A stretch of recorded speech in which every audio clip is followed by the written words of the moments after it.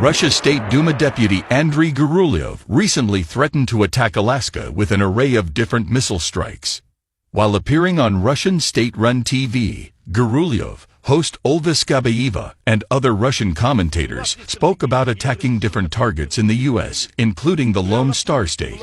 But Gurulev chimed in and said, "Texas doesn't need to be attacked. We have a strategic nuclear force that holds America's territory. Let me remind you, there's Alaska across the strait," according to subtitles by Anton Gerashchenko, an advisor to Ukraine's Minister of Internal Affairs.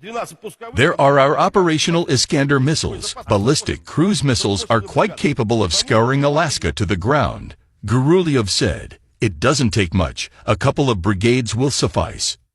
When another commentator chimed in and asked why Russia would attack Alaska, Skabayeva responded by saying to make them feel scared. The comments by Gurulev and Skabayeva come amid the ongoing war between Russia and Ukraine, which has lasted over a year with intense fighting between the two nations in several different parts of Ukraine.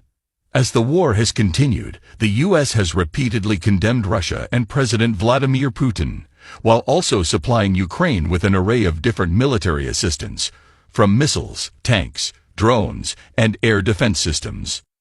On the other hand, Putin and Russia have also criticized the U.S. for their assistance to Ukraine. Dmitry Medvedev, the former Russian president and current member of Putin's Security Council, warned that the world will become more dangerous if more weapons are supplied to Ukraine. And the more destructive these weapons are, the more likely the scenario becomes of what is commonly called a nuclear apocalypse, Medvedev said, according to the Russian state-run news agency TASS. This is not the first time Russian commentators have spoken about Alaska since the ongoing war began. The U.S. purchased Alaska from Russia for $7.2 million in 1867. The Congress of Vienna conceded that Warsaw belongs to the Russian Empire. The Congress of Vienna conceded that Finland belongs to the Russian Empire. I agree to return not to the Helsinki boundaries, but at least to the borders of the Congress of Vienna.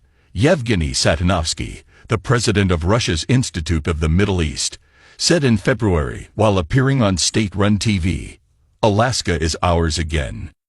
Similarly, in July, Vyacheslav Volodin, the chairman of the Russian State Duma, responded to U.S. sanctions against Russia and said, "When they, U.S. lawmakers, attempt to appropriate our assets abroad, they should be aware that we also have something to claim back."